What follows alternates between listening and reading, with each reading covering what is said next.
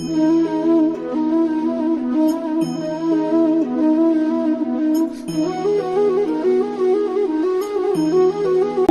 पाहिले होतं की चोखा सावता यांना समाधिस्थ किंवा समाधी घेऊन नामदेवरायांनी आपण ज्ञानोबा माऊलींनी दिलेली भागवत धर्माची पताका ही अखंड महाराष्ट्रामध्ये जावं, पोचवावं आणि त्या ठिकाणी जाऊन प्रत्येक ठिकाणी लोकांच्या मध्ये असणारी सांसारिक वृत्ती, दैन्य, दुःख जे आहे त्याची निवृत्तीसाठी पारमार्थासारखा अतिशय सोपा मार्ग आहे. तो सोपा मार्ग भगवत चिंतनाने आणि भगवंताच्या नामानं पूर्ण करावा याच्यासाठी नामदेवांचं सतत कीर्तन चाललेलं असायचं. ध्यास एकच असायचा. आज नामदेवांची घरची परिस्थिती अत्यंत उत्तम चाललेली होती, कारण 4 मुलं कमवती होती, त्यांना सुनांचं साथ होती, राजाई आनंदात होती आणि त्याचबरोबर जनाचं नेहमीप्रमाणे ठरलेलं असायचं की त्या दासी जनी असा शब्द वापरत असताना त्या कुटुंबाचं दास्यत्व तिनं पत्करलेलं होतं. त्याच्यामुळं ती नेहमी दळिता कांडिता गायन तुझा अनंता या पद्धतीनं दळण कांडण सगळं करायचं आणि जितकी शक्यता असेल, जितकं शक्य असेल तेवढं त्यांच्या संसारिक हातभार लावायचा.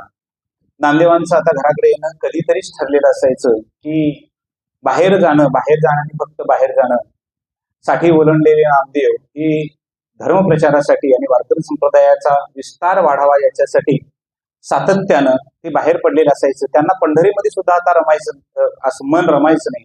याचं कारण असं होतं की ज्ञानराज माऊली जी होती ती ज्ञानराज माऊली आज नव्हती. एवढेच नाही तर आपलं सुखदुःख एकमेकांना सांगणारी जी सवंगडी होती ती सवंगडी सुद्धा आपल्याला सोडून गेलेली होती. त्याच्यामुळं खिन्नता मनामध्ये दाटून यायची आणि त्यामुळं नामदेव ही सतत बाहेर पडायची आणि प्रचार आणि प्रसार या दोन्ही गोष्टी चाललेल्या असायचा.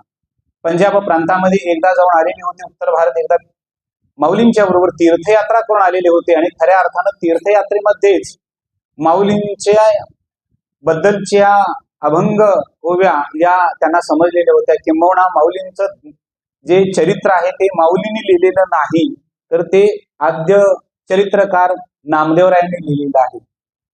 याचं कारण असं आहे, तीर्थावळीचे अभंग याच्यामध्ये सर्वच्या सर्व जर अभंग आपण तपासत गेलो, पाहत गेलो, त्याचं चिंतन करत गेलो तर त्याच्यामध्ये पूर्णतः माऊलींनी ज्या ज्या गोष्टी सांगितल्या त्या अभंगातून नामदेवरायांनी सांगितल्या आणि त्याचा सगळा दांडोळा आपण जर हातात घेतला तर ज्ञानोबा माऊलींचं चरित्र आपल्याला कळतं. त्याचबरोबर गोरोबा काकांचं चरित्र आपल्याला कळतं, सावतामाळ्यांचं चरित्र कळतं, चोखामेळांचं चरित्र कळतं.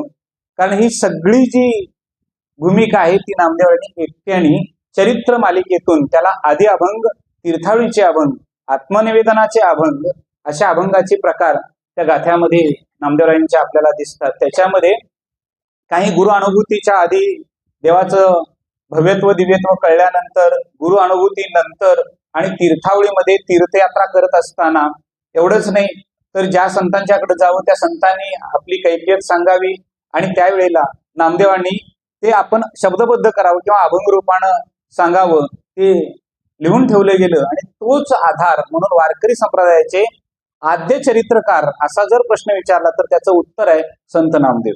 यांच्या पलीकडे आपल्याला नावच घेता येणार नाही आणि त्याच्यातही ज्या संतांनी सोबतील असताना, ज्या संतांनी सख्यत्व जुळलेलं आहे, ज्या संतांनी एकत्र राहिलेले आहेत त्यांनी लिहिलेली अभंग रचना ती चरित्रात्मक जरी असली तरी ती सत्य आहे.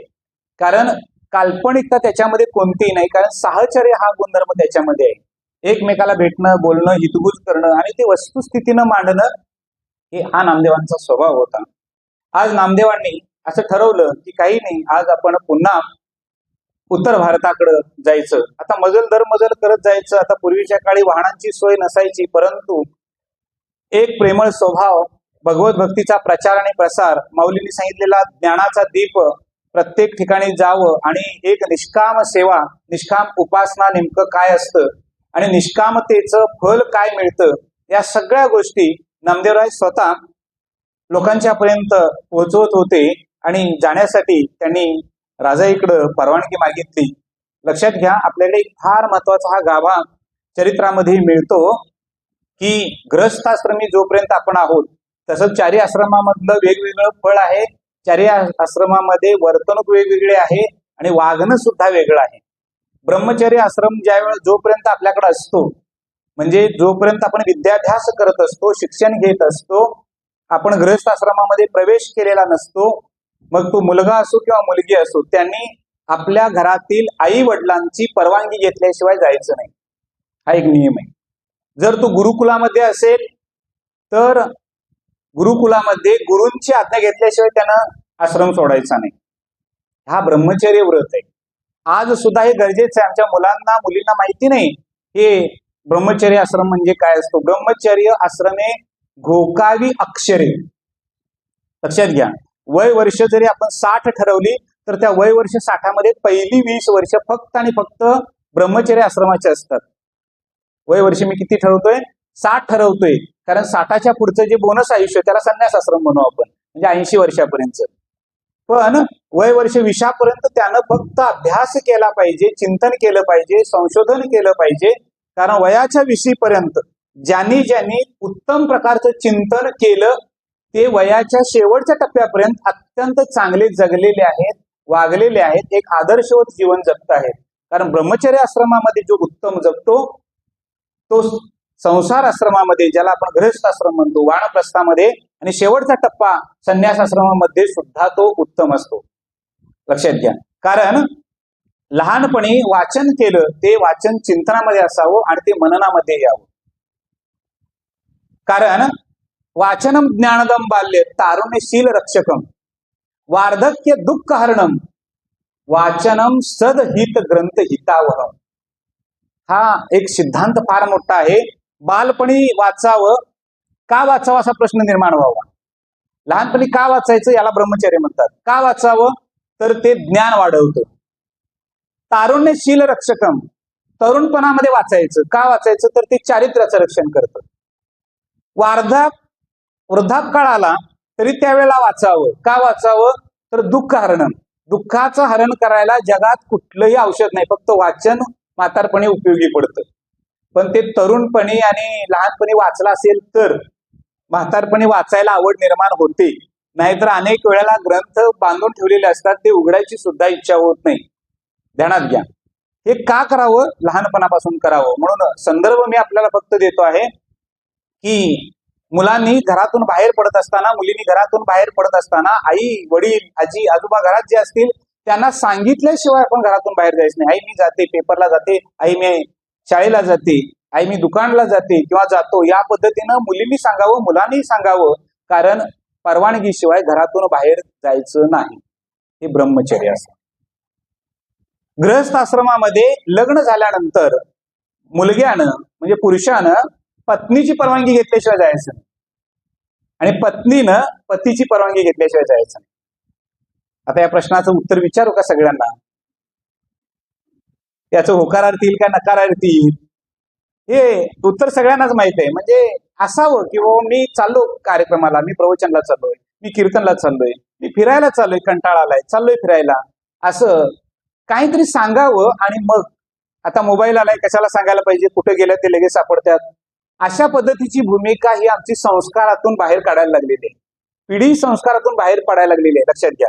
त्याच्यामुळं मुलगी पेपरला गेली की घरलाच येत नाही, गेली गायब झाली. कारण ती पेपरला गेलोय म्हणून सांगूनच जात नाही. लक्षात घ्या, हे हा विनोदाचा जरी भाग तुम्हाला वाटत असला तरी याच्यात फार मोठं तथ्य आहे. लक्षात घ्या, मुलगा असू दे मुलगी असू दे, जोपर्यंत लग्न होत नाही तोपर्यंत आई वडिलांना विचारल्याशिवाय त्यांनी घरातून बाहेर जायचं नाही.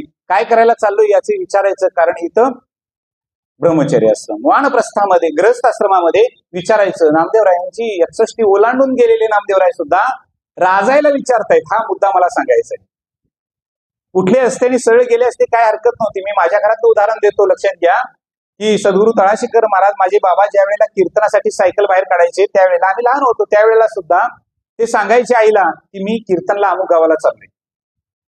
लक्षात घ्या, 2-2 दिवस जायचं असेल तरी सांगायचे मी 2 दिवसानंतर परत येईल. ध्यानात घ्या, म्हणजे या गोष्टी आपण किती मोठे असलो तरी सुद्धा कळणं समजणं गरजेचं आहे. कारण त्याच्यामुळं घरामध्ये 10 काय असा संकल्पना आहे तर त्याच्यामध्ये एक आपुलकी, प्रेम, जिव्हाळा वाढत असतो. नामदेवरायांनी राजाला विचारलं आणि राजाईनं होकारही दिला. लक्षात घ्या. आता होकार दिल्यानंतर नामदेवरायांनी काही मंडळी येतील त्यांना विचारलं, पण बरेच जण म्हणत होते की आता तुमचं येणं परत कधी होणार आहे किंवा येणं होणार आहे का नाही होणार आहे कुणास ठाऊक. कारण पूर्वीच्या काळी तीर्थयात्रा गेलेली माणसं परत येत नसायची आणि विशेष करून काशीला जायचं असेल तर गावातली लोक प्रेताच्या पाठीमानं जशी जातात पूर्वीचा काळ, आता नाही, प्रेताच्या पाठीमानं जसे हुंदके देत रडत रडत जातात तसं वेशीपर्यंत त्या काशीला जाणाऱ्या माणसाला घालवायला जायचं, कारण तो परत येईल याची शाश्वती नाही. ध्यानात घ्या. म्हणजे तो काशीपर्यंत पोहोचलाय काय परत येताना गेला कुठं काहीच कळायचं नाही. त्याच्यामुळे हा संदर्भ होता, परंतु आज तसं काही दिसत नाही आपल्याला. लक्षात घ्या. नामदेवरायांनी सांगितलं, सगळ्यांची रजा घेतली आणि राजाईला निरोप देऊन नामदेवराय पंढरपूर त्यांनी सोडलं. देवाला सुद्धा त्यांनी सांगत होते की मी तुझ्या कामापेक्षा तुझं नाम आणि ज्ञानोबा माऊलीने दिलेलं काम या दोन गोष्टी मी पूर्ण करण्यासाठी चाललो. डोक्यामध्ये एकच हेतू होता, ज्ञानोबा माऊलीने दिलेलं काम आपण पूर्ण करायचंय. भगवंताचं नाम प्रत्येकाच्या अंतःकरणामध्ये रुजवायचं आहे. ज्ञान भक्ती ही सगळ्यांच्या जवळ रुजवायची होती, भक्ती मार्गाला लावायचं होतं आणि अराजकतेपासून लोकांना थोडस दूर ठेवायचं होतं. हाच एक संकल्प, याला सत्य संकल्प म्हणतात. हा सत्य संकल्प घेऊन नामदेवराय पंढरपूर सोडते झाले. मजल दर मजल करत महाराष्ट्रही सोडला आणि महाराष्ट्र सोडून पुढचा प्रांत पादाक्रांत करत असताना मग मात्र हळूहळू मजल दर मजल करत नामदेवराय पुढे पुढे चालले. काही वेळेला असा संदर्भही आपल्याला येतो की नामदेवराय पुढे जात असताना बऱ्याच वेळेला 4-6 महिने झाले, 8-9 महिने झाले, काही वेळा वर्ष झालं तर नामदेवरायांना देवाची आठवण व्हायची की बाबा सगुण रूपामध्ये देवाला भेटण्यासाठी पुन्हा ते पंढरी यायचे आणि पुन्हा आहे तसं पाठीमागे जायचे. परंतु एकच त्यांचं ध्येय ठरलेलं होतं की पुन्हा पुढे जाणे, पुन्हा पुढे जाणे. आणि मग उत्तर भारतासारखाच भाग माऊलीने का निवडला असावा हा प्रश्न निर्माण मनामध्ये व्हावा आणि भागवत धर्माची पताका तिथपर्यंत नेऊन पोहोचवण्याचा उद्देश मनामध्ये घेऊन नामदेवराय पुन्हा जायचे, पुन्हा जायचे. ज्या वेळा पांडुरंगाकडे यायचे त्यावेळेला उरावरी भेट घ्यायची आणि पुन्हा परतीचा प्रवास चालू व्हायचा. आज नामदेवांचं ठिकाण असं ठरलेलं नसायचं आणि मग आपल्याला लक्षात येईल की ज्या पूर्ण भागामध्ये म्हणजे पंजाब सारख्या प्रांतामध्ये जर तुम्ही गेला तर नामदेवरायांचे अनेक फोटो जर बघितले तर ते दाढी वाढलेली आहे, केस जटासंभार वाढलेला आहे. मग लोक म्हणतात हे कसं काय? मंडळी एक लक्षात घ्या, जो गृहस्थ 3-3, 4-4 वर्ष घर सोडून फक्त प्रसारणासाठी आणि प्रसारासाठी बाहेर जातो, तो स्वतःच्या शरीराकडे लक्ष देत असेल का? लक्षात घ्या. आज सोहळ्यासारख्या ठिकाणी गेल्यानंतर काही नाभिक लोक मिळतात, भेटतात, नसेल तर आपलं दाढी डुईचं साहित्य सोबत असतं, आपण करतो. लक्षात घ्या, कारण आपल्याला ती सवय लागलेली असते. पण पूर्वीचा काळ होता तिथं काहीच नव्हतं, म्हणून नामदेवरायांचे तिकडले सगळे फोटो जे आहेत ते सगळेच्या सगळे फोटो असे दाढी वाढलेले फोटो आहेत. पण त्यांच्या हातामध्ये चिपळ्याने विणा हा कधी त्यांनी बाजूला केला नाही. ते मजल दर मजल करत चाललेले होते आणि जात असताना पंजाब सारखा भाग पुन्हा पादाक्रांत त्यांचा चाललेला होता. आता तो जात असताना त्या ठिकाणी जावं, कीर्तन करावं आणि कीर्तनामध्ये सर्वांना अगदी मंत्रमुग्ध करावं. आणि मंत्रमुग्ध करत असताना त्या ठिकाणी भूतपिंड नावाचं गाव, त्या गावाच्या अगदी वेशीवरच एक उजाड असा भाग, त्या उजाड भागामध्ये नामदेवांचं कीर्तन चालू झालं. नामदेव बुवा आये आहे, नामदेव बुवा आये आहे, लोक म्हणत एकमेकाला सांगत निरोप देत जमायला लागले. आता याचा अर्थ असा होता की नामदेवराय तिथं अनेक वेळा जाऊन आलेले होते. त्याच्यामुळे त्यांच्या प्रेमापोटी आणि भक्तीपोटी सर्वजण लोक जमा झाले. कीर्तन बहरात आलं आणि खऱ्या अर्थानं तेवढ्या त्या 4-5 सभोवतालच्या राज्यांमध्ये पंजाब प्रांत हा त्या काळापासून एक सुजलाम सुफलाम असणारा भाग होता. त्याच्यामुळं लुटारूंच्या टोळ्या या सतत पंजाबवर आक्रमण करायच्या. तिथला भाग, त्या भागामध्ये जायचं, तिथं लुटून आणायचं. मग ते गहू असेल, तिथलं धान्य असेल, मोहरी असेल, इतर काही गोष्टी लुटायची. ते जर मिळालंच नाही तर दागदागिने स्त्रियांची हिसकावून न्यायचे, पुरुषांचे दागदागिने हिसकावून न्यायचे आणि चोऱ्या माऱ्या करायच्या आणि टोळ्या जगायच्या. आता यावेळेला मात्र त्यांच्यामध्ये भूतपिंडीमध्ये कीर्तन चालू झालं.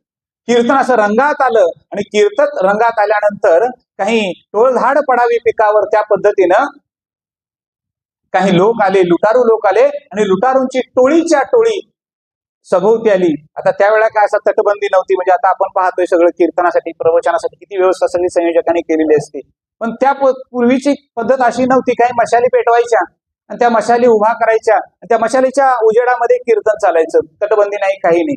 तलवार असणारे लोक आक्रमण केलं आणि सरळ सगळ्यांच्यावर लुटायला सुरुवात केली. पण नामदेव महाराज थोडे सुद्धा त्याच्यामध्ये घाबरले नाहीत. त्यांनी जय जय विठोबा रुक्माई, जय जय विठोबा रुक्माई नाम गजर चालू केला.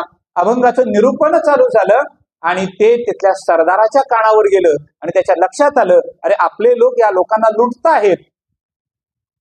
काही धान्याची पोती ओढून नेत आहेत, काही जण दागिने हिसकावून नेत आहेत. सरदाराच्या लक्षात आलं, पण ही वाणी जी पडते कानावरती अमृत वाणी आहे. त्यानं सर्वांना इशारा केला. जिथल्या तिथं लोक थांबले, थिजले आणि त्यांना सगळ्यांना पाठीमागं बोलवलं.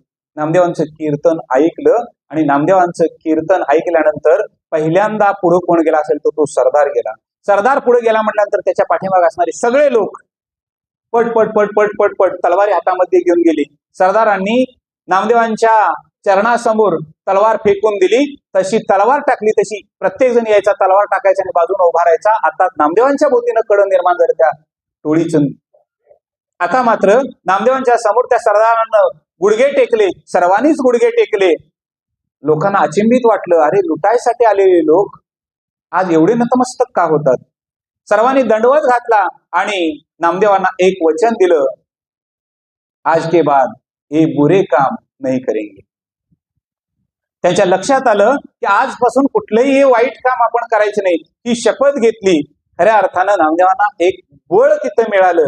लक्षात घ्या, चांगल्या माणसाला चांगलं सांगणं फार अवघड नसतं, पण वाईट माणसाला दुरुस्त करणं आणि चांगलं करणं हे अवघड काम असतं. हे संतांनी आमच्या हे केलेलं आहे. लक्षात घ्या,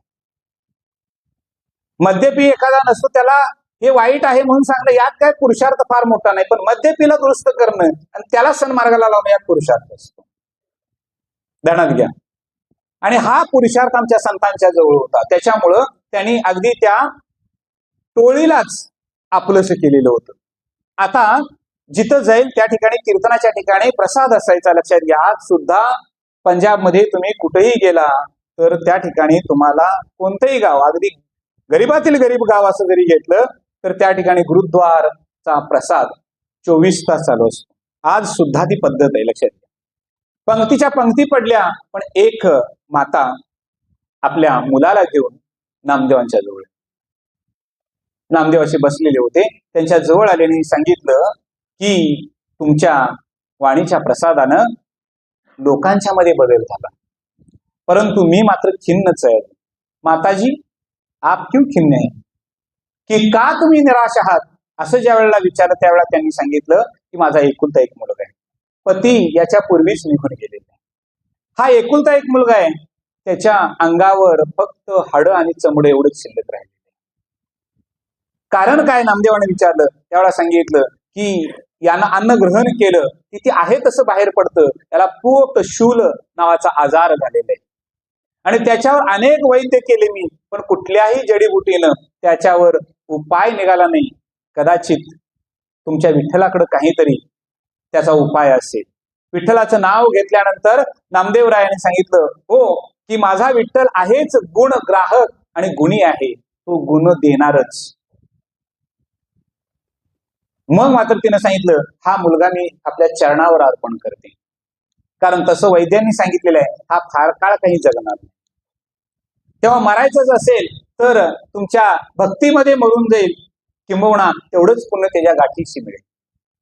नामदेवाने अगदी हसत त्याला जवळ केलं आणि दोन्ही पात्र तयार झाली. नामदेव एका बाजूला बसले, दुसऱ्या बाजूला त्याला बसवलं. तो खायला धडच नव्हता, कारण पोटात गेल्यानंतर पुन्हा आहे तसं बाहेर पडणार त्याला माहिती होतं. नामदेवांनी त्यातला घास घेतला आणि सांगितलं, बोलो रामकृष्ण हरी.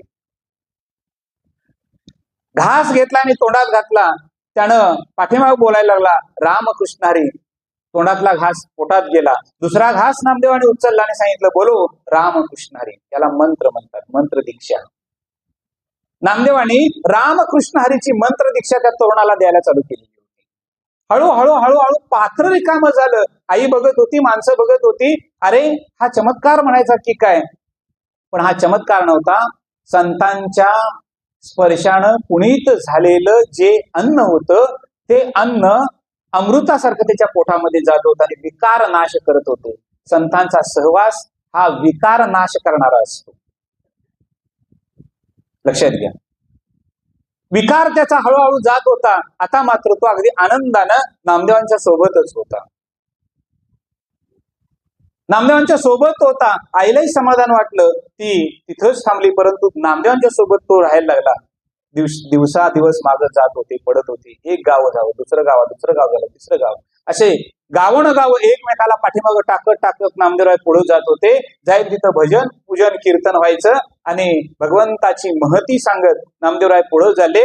आज या मुलाच्या अंगावर थोडस मास यायला चालू झालेलं होतं. तो आता नामदेवांच्या सोबतच असायचा. नामदेव जसं पुढं बोलतील तसं पाठीमागं. म्हणून त्याच्या नामदेवरायांच्या इतिहासामध्ये असा भाग आलेला आहे की नामदेवरायांची पद पाठीमागं धरण्याचं, म्हणजे आजच्या आपल्या भाषेमध्ये ध्रुवपद धरण्याचं काम हा तरुण करत होता. मग त्याला वारकरी दीक्षा दिली आणि बहोरदास म्हणून त्याचं नामकरण केलं. पूर्वीचं नाव त्याचं काढून टाकलं आणि बहोरदास हे सुंदर भक्ताचं एका नाव दिलं आणि तो एक शिष्य पंजाब मधला पहिला झाला.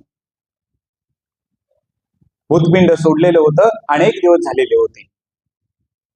आता पुढं जायचं, कीर्तन करायचं. आज एक शिष्य होता. किमान काही आपल्याला त्या प्रांतामध्ये जात असताना कुठलीही अडचण येत नव्हती, कारण आता त्या प्रांताचा एक वाटाड्या म्हणून त्यांच्या सोबत एक शिष्य होता. प्रत्येक गावामध्ये जायचं. भट्टीवाला नावाचं गाव आलं. त्या गावामध्ये त्यांनी कीर्तन सुरुवात केली. कीर्तनामध्ये बघितली तर सगळीच्या सगळी लोक निराश. त्यांच्या चेहऱ्यावर कुठल्याही प्रकारचं काही सौंदर्य दिसत नव्हतं. स्त्रिया, मुलं, बाळ, तरुण सगळेच असे अगदी कोमेजलेल्या चेहऱ्यानं सगळे होते. नामदेवरायांनी समजायला की कीर्तनामध्ये भजनानंदामध्ये रंगून गेल्यानंतर हा चेहरा सुद्धा उमलू शकतो, परंतु इथं काहीच याचे प्रचिती येईल नसेल. कारण संसाराच्या प्रपंचाच्या तापानं तापलेले जीव आता नामदेवांचं कीर्तन ऐकून कुठंतरी समाधान होतं का, हे समाधान शोधण्यासाठी तिथं जमलेले होते. ध्यानात घ्या. आणि त्याच्यामुळं ते समाधान कुठं शोधता येईल का, बघता येईल का, याचा विचार ते सगळे करत होते. आणि ही भट्टीवालातील मंडळी सगळी, ते गावाचं नाव आहे भट्टीवाल, ही सगळी मंडळी इथं जमा झाली. कीर्तन भरायला आलं आणि कीर्तन संपल्यानंतर मात्र काही लोक, जाणते लोक, जुने लोक नामदेवांच्या भोवती मिळाले. नामदेव बसलेले होते, त्यांच्यामध्येच सगळे जमा झाले आणि नामदेवांना एक कैफियत सांगायला लागले. मी टीका कुणावरही करत नाही, लक्षात घ्या, परंतु आपण म्हणजे व्यासपीठावर असणाऱ्या मंडळींनी सामान्य माणसांच्यात मिसळल्यानंतरच सामान्य माणसाची दुःख कळतात, तोपर्यंत कळत नाही. मला तर ते अजिबात आवडत नाही. म्हणजे एखादी गादी महाराज आलेले आहेत, त्यांना कोणी भेटू नको, त्यांची तारीख घ्यायला लागते, मग त्यांच्यावर बोलायला लागते, असलं अजिबात आवडत नाही. अरे ज्ञान म्हणजे काय वेगळं आम्ही केले सांगा, काय वेगळे केले? काहीच वेगळं केलेलं नाही. सामान्य माणसाबरोबर राहणं आणि त्यांची सुख दुःख समजून घेणं हे आपलं पहिलं कर्तव्य आहे. त्याच्यावर उपाय शोधणं हे आमचं काम आहे. नामदेवरायांनी सगळ्यांच्याकडून ती सुख दुःख समजायली. सगळ्यांचा एकच सूर होता की या ठिकाणी भट्टीवाला परिसरामध्ये पाणी पिण्यासाठी नाही. दुष्काळग्रस्त हा भाग आहे. माती आहे, परंतु पाण्याअभावी या ठिकाणी पीक उभा राहत.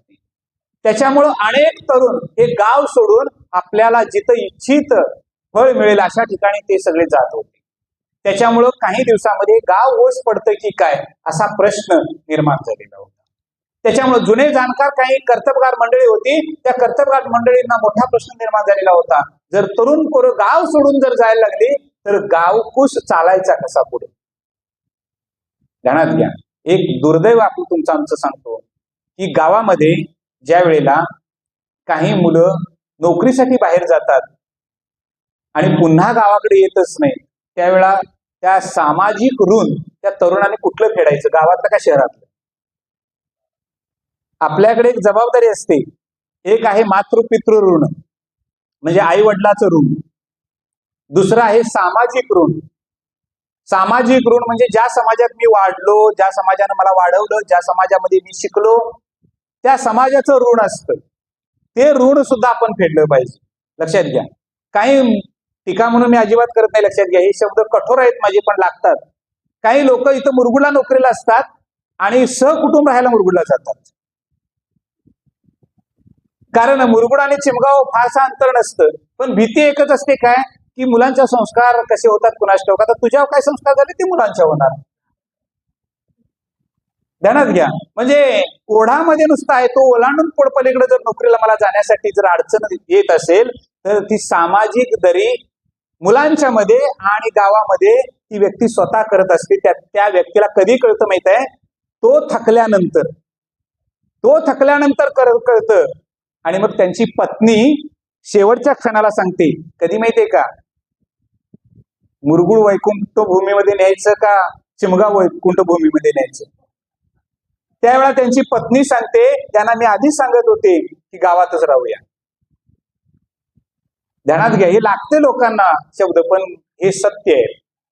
कारण सामाजिक ऋण, मी गावात राहिलो तर माझ्यासोबत 4 कुटुंब सुशिक्षित झाली पाहिजेत, मी गावात राहिलो तर माझ्यासोबतची 4 माणसं ज्ञानी झाली पाहिजेत, हा एक उदात्त हेतू ठेवून मग माझ्यासाठी कष्ट करायला लागले तरी काय हरकत आहे, काय अडचण आहे लक्षात घ्या. म्हणजे मी उदाहरण हे मुद्दाम दिलं. तिथं माझे मित्र राजेंद्र एकल आहेत, लक्षात घ्या की सांगलीला जाताना माझा पहिला विरोध होता, तुम्ही तिथं राहा म्हणून, तिथंच राहा आणि तिथं नोकरी करा म्हणून सांगितलं होतं. सांगली म्हणजे ते सांगलीतनं जाऊन इथं आले की एकदा पंढरपूरला गेल्यासारखं व्हायचं, एवढा अंतर आहे.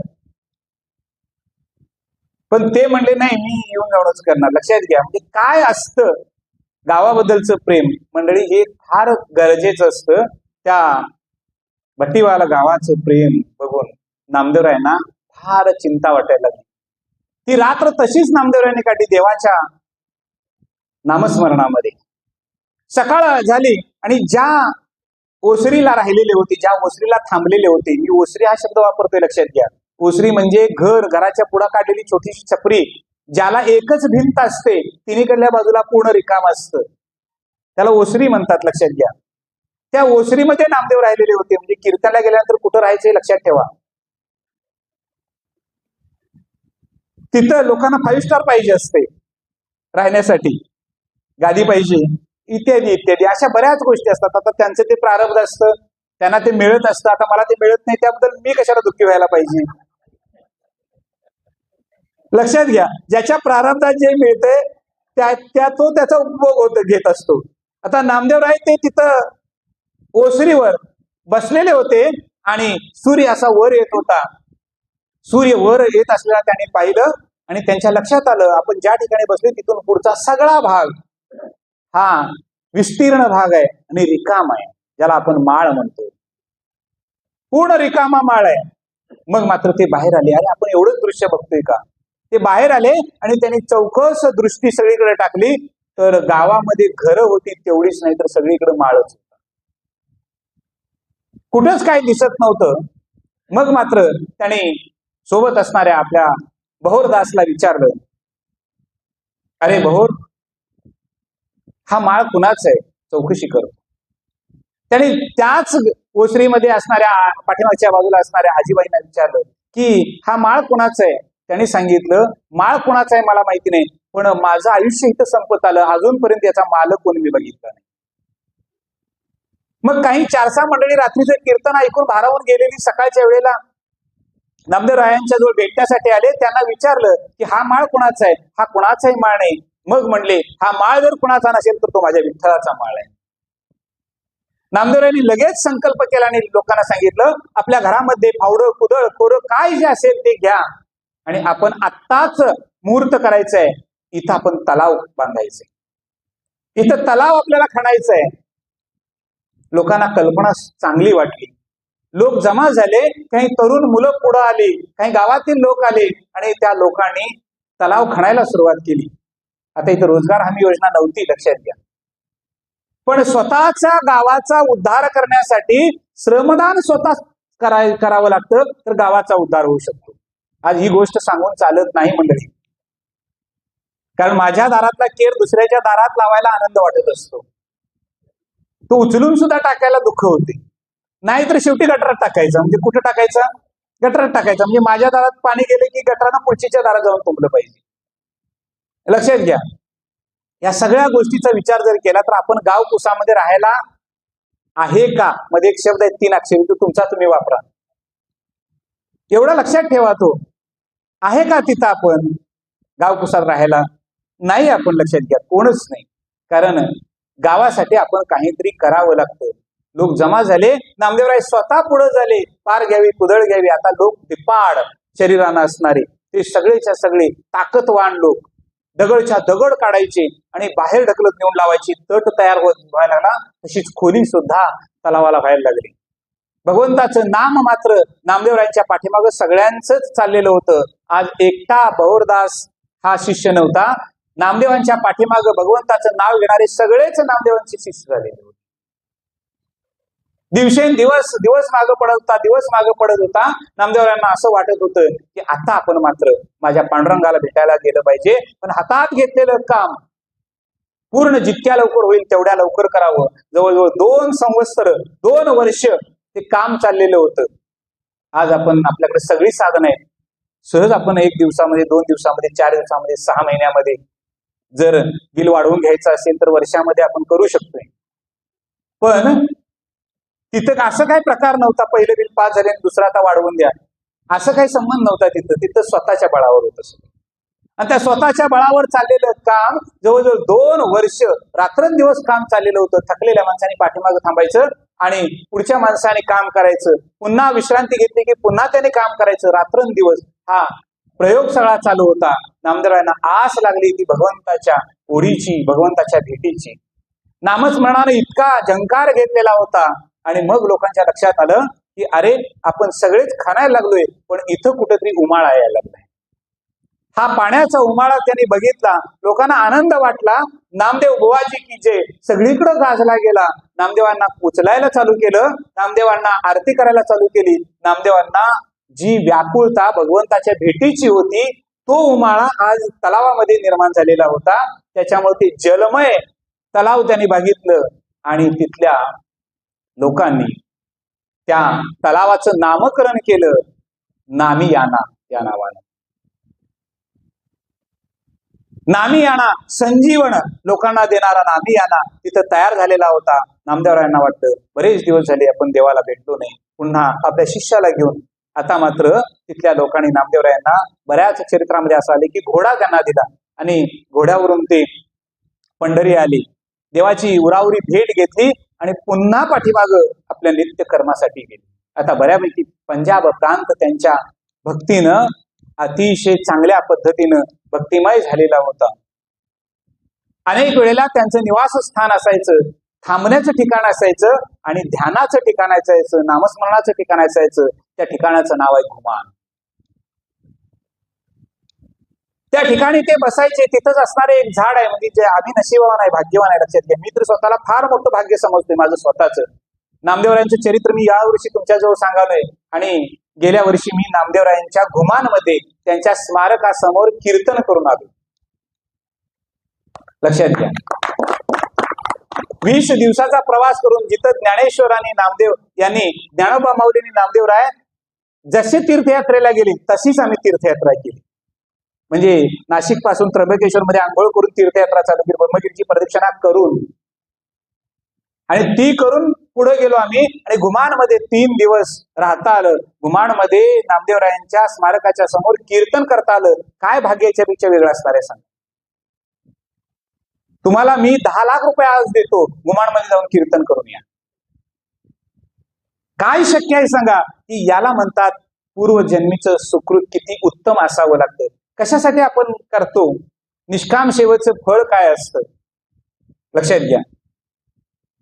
घुमानमध्ये अनेक दिवस ते थांबायचे, कारण घुमान प्रांतामध्ये शांतता. आज सुद्धा तिथं तुम्ही गेला तर पहाटे हा शब्द वापरतोय, 8 वाजता, पहाटे 8 वाजता आम्ही तिथनं पायी चालत होतो. कारण नामदेव महाराजांची पलीकडल्या बाजूला त्यांनी काढलेली विहीर आहे किंवा त्यांची काठी एक आहे, त्या ठिकाणी असलेला वृक्ष आहे. अशा बटाला त्या भागामध्ये फिरत असताना आमच्या लक्षात आलं की नीरव शांतता, म्हणजे साधनेसाठी, नामस्मरणासाठी, चिंतनासाठी तिथं कुठल्याही प्रकारचा आवाज तुमच्या कानी येत नाही. त्या गावामध्ये हजारो माणसं आहेत, पण ती हजारो माणसं बोलताना आपल्या कानावर शब्द पडत नाही. याला म्हणायचं सिद्ध भूमी. आणि ते लोक अजून सुद्धा त्यांचा विश्वास आहे की या सिद्ध भूमीमध्ये नामदेवरायांनी साधना केली म्हणून तिथं गाडीचा हॉर्न सुद्धा ऐकू येत नाही. लक्षात घ्या, शक्य असेल तर जाऊन या तुम्ही. म्हणजे बरेच जण गोव्याला ट्रिपला म्हणून जातात, एक दिवस जाऊन या तिकडं, काय हरकत आहे सांगा. एक ट्रिप करावी तिकडल्या भागामध्ये, जावं, तिथं सेवा काय असते, संत काय आहेत, नामदेवराय म्हणजे काय, हे पंजाबमध्ये गेल्यानंतर मला जास्त कळले. ध्यानात घ्या, घुमाणमध्ये गेल्यानंतर जास्त कळले. त्या घुमान ज्या ठिकाणी बसायची त्या प्रांतामध्ये लोक जमा व्हायची, त्यांचं कीर्तन व्हायचं. नामदेवरायांचं वय वाढत होतं. अनेकांच्या उपदेश त्यांचा चाललेला असायचा. भक्तिमय प्रधान वातावरण निर्माण झालेलं होतं आणि या भक्ती प्रधानतेमध्ये सर्व लोक डुंबून जायचे. नामदेव महाराज इथून जाऊच नयेत असं लोकांना वाटायचं. थांबवावे, इथंच थांबावे. पण साधना आणि इच्छित कर्म, या इच्छित कर्मामध्ये नामदेवरायांनी स्वतःला कुठेतरी हरवून घेतलेलं होतं. ते पुन्हा भानावर यायचे आणि पांडुरंगाच्या भेटीसाठी पुन्हा पंढरीकडे जायचा विचार केला. बहुजदारला त्यांना तिथली जबाबदारी दिली. आज इथून पुढे तू इथली जबाबदारी, कारण ही जबाबदारी मी देत नाही, हे माझं काम नाही, माझ्या ज्ञानमाऊलीचं काम आहे. ते ज्ञानमाऊलीचं काम इथून पुढे तू इथं सांभाळायचं. त्याच्या डोळ्यातून आसवं येत होती. घुमाणमध्ये अनेक दिवस थांबले आणि नामदेवरायांनी घुमाण सोडले. ते मजल दर मजल करत पुन्हा महाराष्ट्रामध्ये आले. पंढरी भूक्षेत्र, भूवैकुंठ या ठिकाणी. असं वाटत होतं की आपण इतक्या मागं राहिलो ते इच्छित कर्म करण्यासाठी, आणि ते कर्म होतं ज्ञानोबा माऊलींचं, ते आता आपलं पूर्ण होत आलं. रावळामध्ये जावं, आषाढ महिना चालू झाला. रावळामध्ये गेले, रावळाची देवाशी गुरावरी भेट घेतली आणि आषाढ महिन्यामध्ये घरी जायचं, पुन्हा मंदिरामध्ये यायचं, कीर्तन करायचं आणि पुन्हा घरी जायचं. हा नित्य नेम रोजचाच चाललेला आहे. आता मात्र नामदेवरायांनी सांगितलं आषाढ शुद्ध एकादशी.